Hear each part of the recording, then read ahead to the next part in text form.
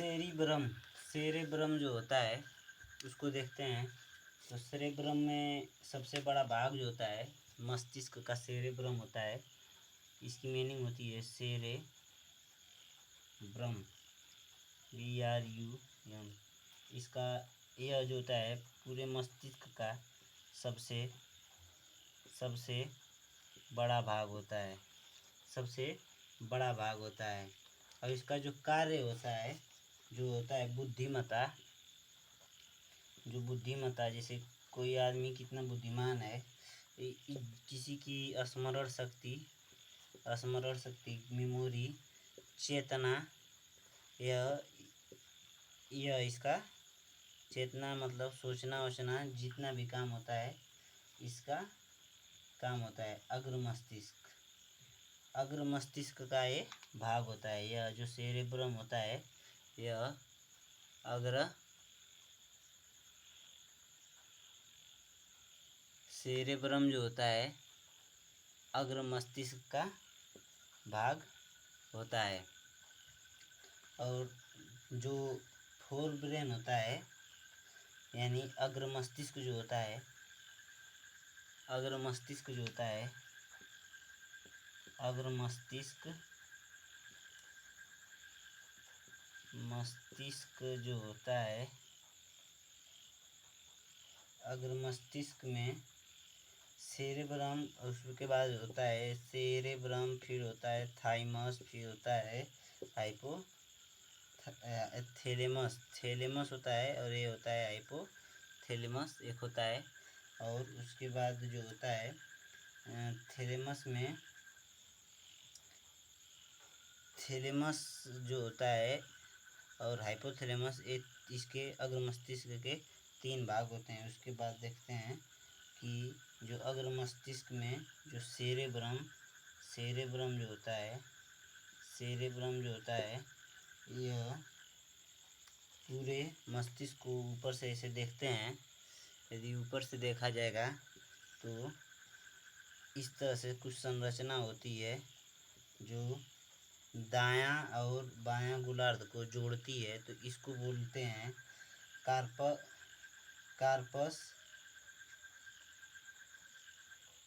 कैल्सम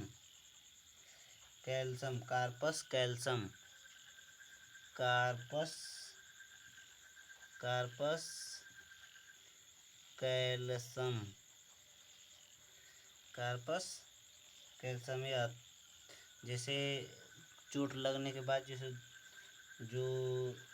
लोग जैसे कट गया है हाथ है, यहाँ से कट जाता है तो डॉक्टर जब सील देता है उसको टाँका बोलते हैं। तो टाँका जैसे होता है, जैसे टाँका मार देता है वैसे ही संरचना होती है। तो टाँका जैसी संरचना जो होती है वह कार्पस कैल्सम होता है। इसके जो भाग होते हैं सेरेब्रम में जो फ्रंटल लोब होता है वह इशारों की भाषा, चेहरे की भाव। सेरेब्रम में फ्रंटल लोब, इसके जो कुछ भाग होते हैं फ्रंटल लोब, फिर उसके बाद होता है पैराइटल लोब, उसके बाद होता है ओसीपिटल लोब,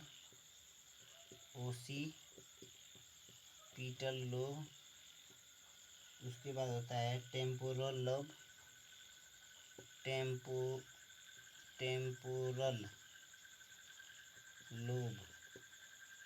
यह मस्तिष्क के सेरेब्रम का भाग होता है। इसमें जो होता है इशारों की भाषा, चेहरे का भाव और कलाकृति जो होती है, इसमें जो होता है स्पर्श का पता चलता है। इसके द्वारा दृष्टि और रंग यादों को दर्शाया जाता है। याद जो होती है वो याद रखता है। यह जो होता है संवेदना और याद और भाषाओं को याद रखने का काम करता है, जो सेरेब्रम का भाग होता है। अब आगे देखते हैं।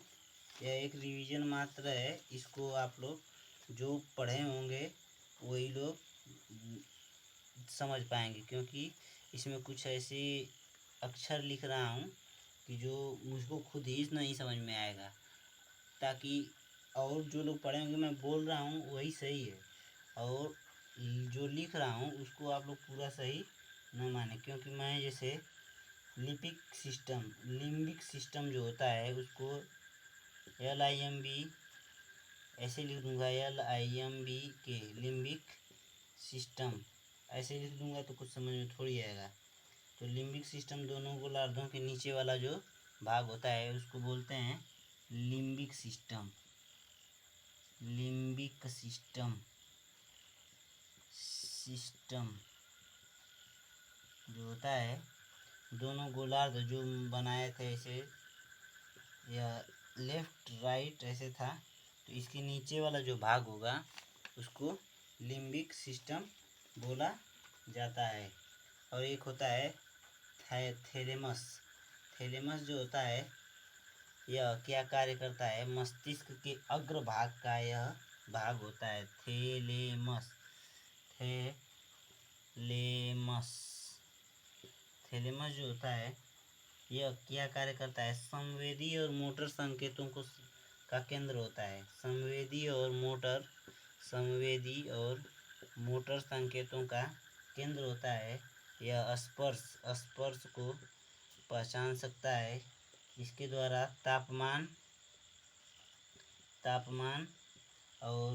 तापमान जैसे सर्दी और गर्मी का इसी के द्वारा पता चलता है। तो यह बहुत महत्वपूर्ण भाग होता है, और इसके द्वारा जैसे किसी चीज़ का दबाव जो होता है, प्रेशर का पता चलता है। एक होता है हाइपोथैलेमस। तो जो हाइपोथैलेमस जो होता है, थैलेमस के नीचे का भाग हाइपोथैलेमस जो होता है वह थैलेमस के नीचे का भाग होता है, जो छद्म अंतःस्रावी ग्रंथि की तरह कार्य करता है।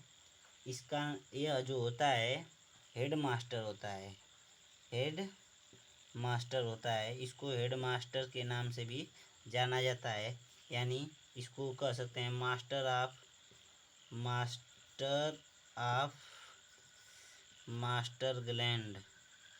मास्टर ग्लैंड जो होता है यह हाइपोथैलेमस होता है, क्योंकि यह जो पिट्यूटरी ग्रंथि पीयूष ग्रंथि होती है उसको भी, यह जो होता है पिट्यूटरी ग्रंथि को भी के जो होता है उसको अपने अंदर इसको कंट्रोल कर देता है। पिट्यूटरी ग्रंथि पर भी कंट्रोल करता है क्या, हाइपोथैलेमस। पिट्यूटरी ग्रंथि को मास्टर ग्लैंड भी बोला जाता है। ये पिट्यूटरी ग्रंथि जो होती है मस्तिष्क की जो होती है, मस्तिष्क में पाई जाती है, जो मिड ब्रेन में पाई जाती है। और इसके बाद देखेंगे मिड ब्रेन। जो मिड ब्रेन जो होता है इसी के द्वारा ये छूट रहा है। हाइपोथैलेमस जो होता है, हाइपोथैलेमस के द्वारा ही हम जो होता है टेम्परेचर, शरीर का तापमान को नियंत्रित करता है, शरीर के तापमान को नियंत्रित करता है, और आंतरिक तापमान को भी नियंत्रित करता है, और प्यार, मोहब्बत, नफरत, ईर्ष्या, इन सबको हाइपोथैलेमस ही एक्टिव करता है। ब्रेन स्टेम क्या होता है, ब्रेन स्टेम क्या होता है, तो ब्रेन स्टेम जो होता है mid brain plus hind brain को मिलाकर ब्रेन स्टेम बनता है। और अब देखते हैं हिंड ब्रेन क्या होता है। तो हिंड ब्रेन में जो होता है 3 भाग होते हैं। हिंड ब्रेन के 3 भाग होते हैं, कौन कौन से, तो पोन्स, मेडुला ऑब्लागेंटा और सेरेबेलम। एक होता है सेरिब्रम। तो सेरिब्रम जो होता है मस्तिष्क का सबसे बड़ा भाग होता है, लेकिन सेरेबेलम जो होता है मस्तिष्क का सबसे बड़ा भाग नहीं होता है। अब इसके बाद देखते हैं, इसके बाद देखेंगे जो तंत्रिका तंत्र में न्यूरॉन क्या होता है, इसमें डेंड्राइट क्या होता है, सेल बॉडी क्या होता है, एक्सोन क्या होता है। तो पहले चित्र बनाते हैं, रफली चित्र बनाएंगे। ऐसे जो होता है, ऐसे ये मान लीजिए एक न्यूरॉन है, ऐसे निकल के गया, यहाँ पे इस तरह से है संरचना, यहाँ से फैल गया। तो जो ये वाला भाग होता है इस तरह से फैला हुआ होता है, इस भाग को डेंड्राइट बोलते हैं।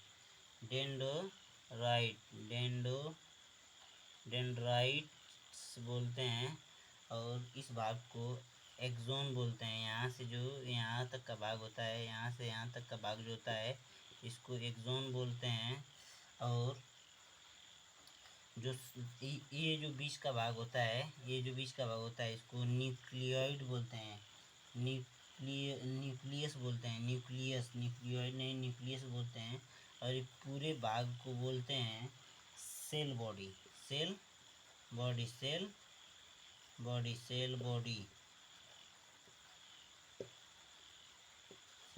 बॉडी बोलते हैं। और ये जो होता है, यहाँ से यहाँ तक का जो भाग होता है, नोड ऑफ रिसीवर होता है, और इसको बोलते हैं मिलेनिन। ये जो होता है एक्सोन टर्मिनल इधर होता है, एक्सोन टर्मिनल। तंत्रिका तंत्र की जो इकाई होती है उसको न्यूरॉन बोलते हैं। ये न्यूरॉन की संरचना है, इसको तंत्रिका तंत्र की इकाई बोला जाता है, तंत्रिका तंत्र की इकाई बोला जाता है। तो ज़्यादा कुछ है नहीं। और सेल बॉडी जो था उसको कभी कभी हम लोग सोमा के नाम से भी जानते हैं। सोमा जो सेल बॉडी को कहते हैं। न्यूरॉन में कुछ नहीं था, ज़्यादा कुछ नहीं है उसमें। अब इसको देखते हैं, एंडोक्राइन सिस्टम।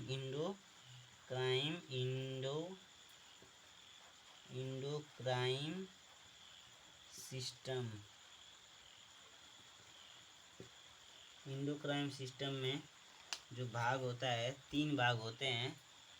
एंडोक्राइन सिस्टम में 3 भाग होते हैं। जो पहला होता है एक्सोक्राइन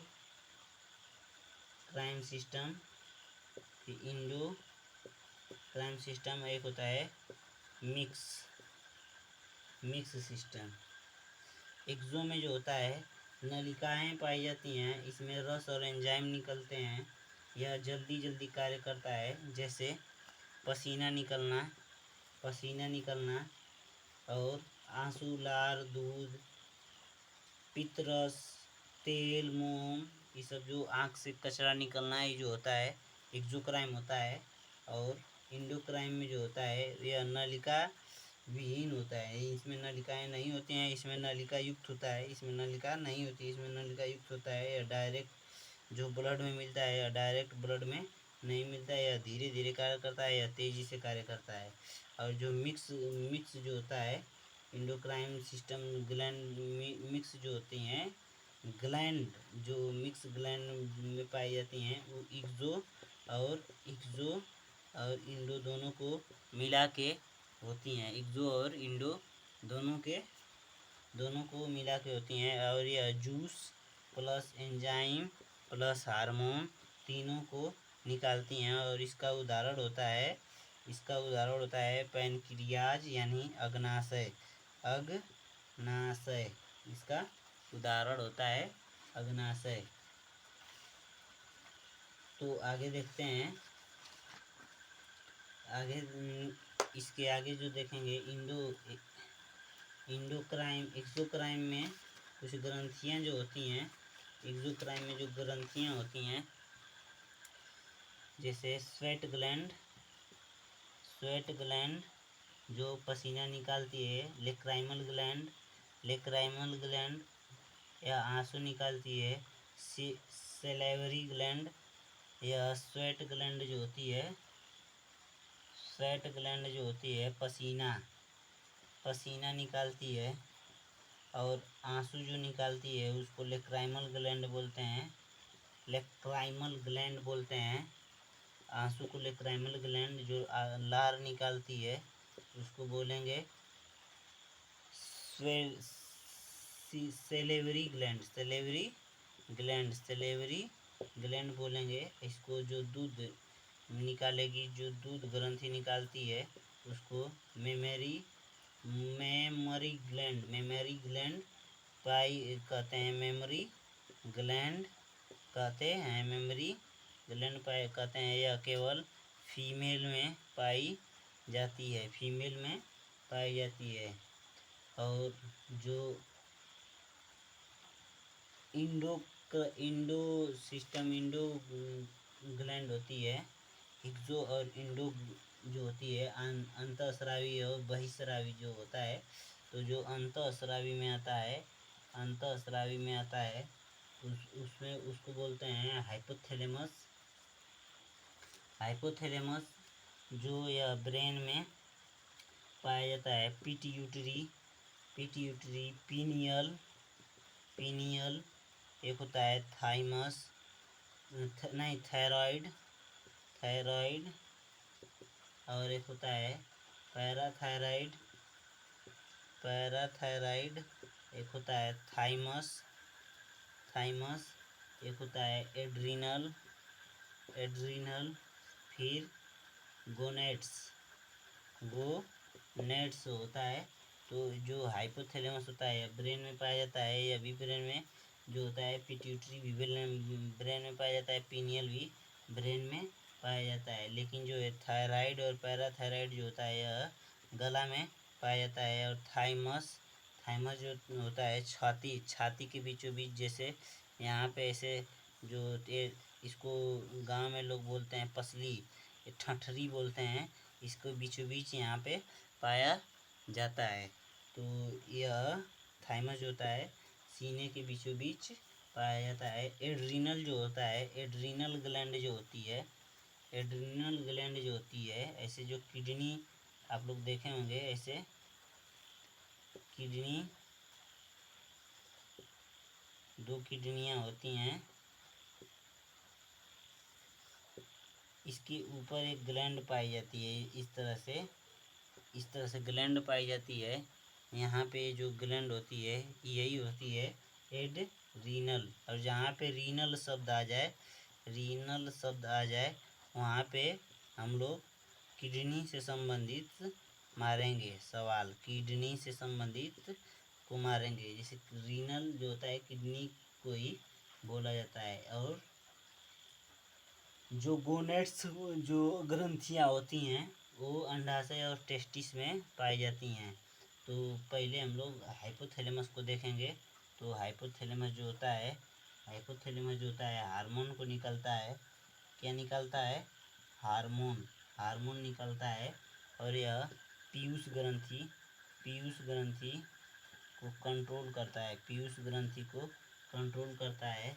इसको मास्टर ऑफ मास्टर ग्लैंड बोलते हैं।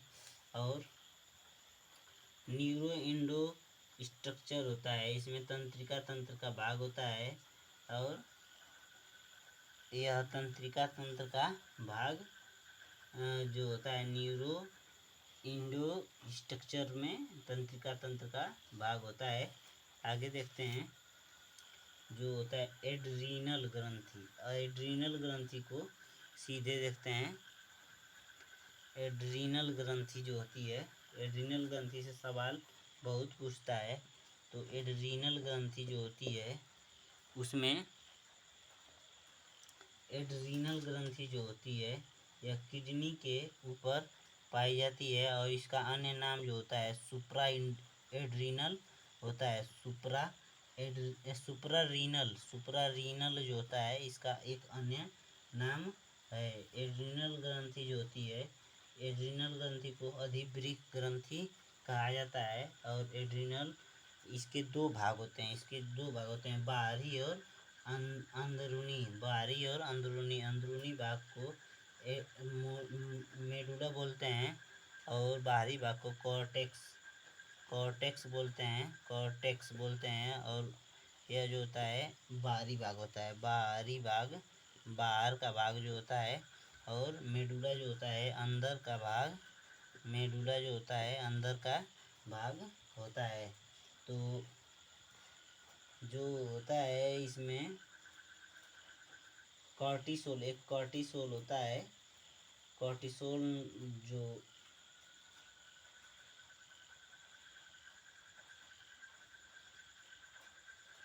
एड्रिनल ग्रंथि जो होती है कॉर्टिसोल को स्रावित करती है। और कॉर्टिसोल जो होता है कार्बोहाइड्रेट का उपचय करता है और मिनरल कॉर्टिफाइड्स का जो होता है स्राव करता है। उसके बाद जो होता है लवण और जल को नियंत्रित करता है। इसमें देखेंगे एडिशन रोग होता है। एडिशन रोग बहुत पूछता है। एडिशन डिजीज जो होता है ज़्यादा कॉर्टिसोल का जब ज़्यादा कॉर्टिसोल निकलेगा, कॉर्टिसोल हार्मोन जो होता है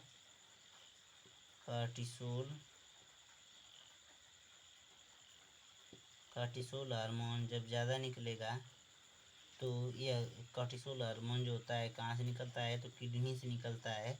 और इसी को कुशाग्र रोग भी बोलते नहीं। यह जब कॉर्टिसोल कम निकलेगा तो एडिशन रोग होगा।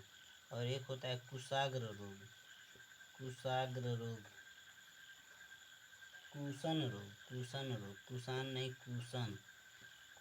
रोग जो होता है ये नहीं ज़्यादा पूछेगा, लेकिन एडिशन पूछ सकता है। एडिशन वाले को बोलते हैं कॉर्टिसोल जब कम निकलेगा, यानी कम निकलेगा और इसमें जो होता है ज़्यादा निकलेगा। कुशन रोग में ज़्यादा निकलेगा। एड्रिनल ग्रंथि से जो होता है एड्रिनल ग्रंथि से जो एक हार्मोन निकलता है उसको कैटोमेलाइन रोग हार्मोन बोलते हैं। जो एड्रेनलिन